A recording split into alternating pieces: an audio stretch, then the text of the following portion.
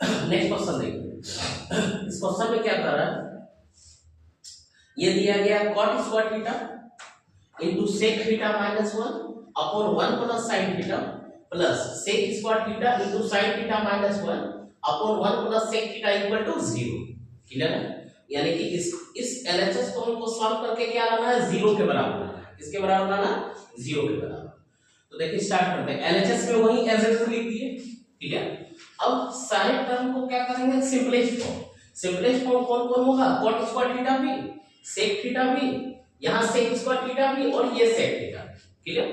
चलिए तो सबसे पहले ये cot स्क्वायर थीटा को हम क्या लिख सकते हैं ना, cos square theta upon sin square theta. इस cot स्क्वायर थीटा को क्या लिख दिए, cos square theta upon sin square theta. इस sec थीटा माइनस 1 को ब्रैकेट में sec थीटा के बदले क्या लिख रहे हैं, 1 बटा cos थीटा माइनस 1 बटा 1, और ये 1 प्लस sin थीटा को as it is 1 plus sin theta. ये क्लियर?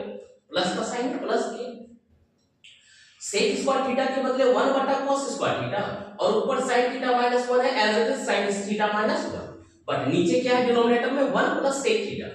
1 प्लस sec थीटा यानी कि 1 अपॉन 1 प्लस 1 बटा cos थीटा। ठीक है, अब हमारे पास फ्रैक्शन आ गया, एक फ्रैक्शन यहां है एक यहां है, इस दोनों को क्या करते हैं, सॉल्व करते हैं। चलिए सॉल्व किए इस फ्रैक्शन को, ये तो एज इट इज रहा cos square theta upon sin square theta as it is. इस फ्रैक्शन को सॉल्व किए तो ये cos थीटा इनटू 1 का एलसीएम हो गया cos थीटा।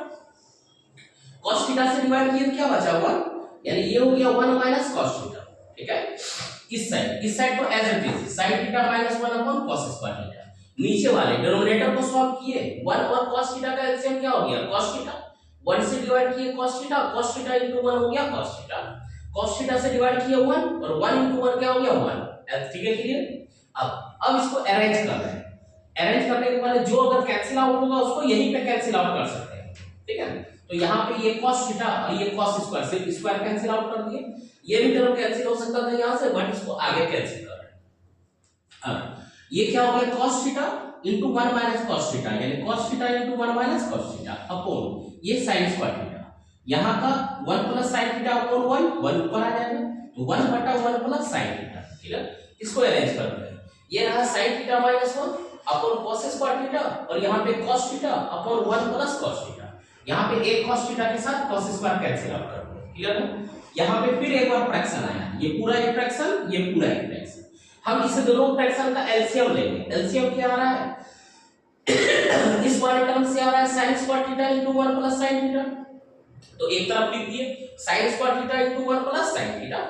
इस वाले टर्म से आ रहा है cos theta into 1 plus cos theta, यानी cos theta into 1 plus cos theta as it is लिख दिए।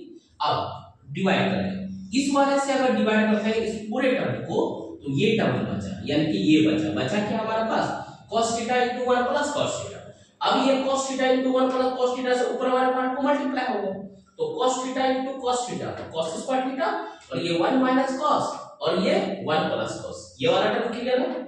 इस साइड आते हैं, इस पूरे टर्म से डिवाइड करते हैं, क्या बचता है ये पूरा टर्म ऊपर आके मल्टीप्लाई होगा, तो sin square theta as it is रह गया sin स्क्वायर थीटा। ये sin थीटा माइनस 1 इसके साथ मल्टीप्लाई किसका होगा, तो 1 plus sin theta. 1 plus sin theta को हम sin थीटा प्लस 1 लिख सकते हैं। लिख दिए यहां तक। अब आगे ये है cos square theta as it is, यहां 1 माइनस cos थीटा और 1 प्लस cos थीटा, यानी a minus b a plus b, a square minus b square, यानी 1 का whole square minus cos square का होल स्क्वायर, यानी 1 minus cos square. 1 minus cos square के बदले क्या लिख सकते हैं, sin स्क्वायर। क्लियर है इसका?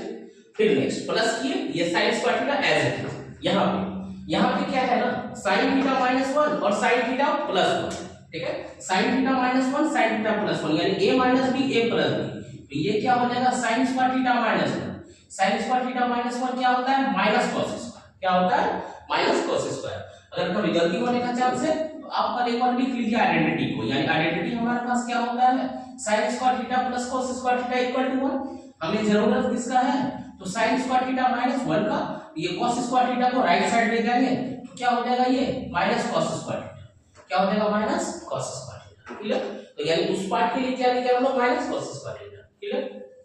अब यहां देखिए इस साइड है sin square theta cos square theta और उस साइड है minus sin square cos square theta, cancel होके क्या होगा 0, माइनस कर देंगे, ऊपर लिखेंगे फिर से क्या sin square theta cos square theta और minus sin square theta cos square theta.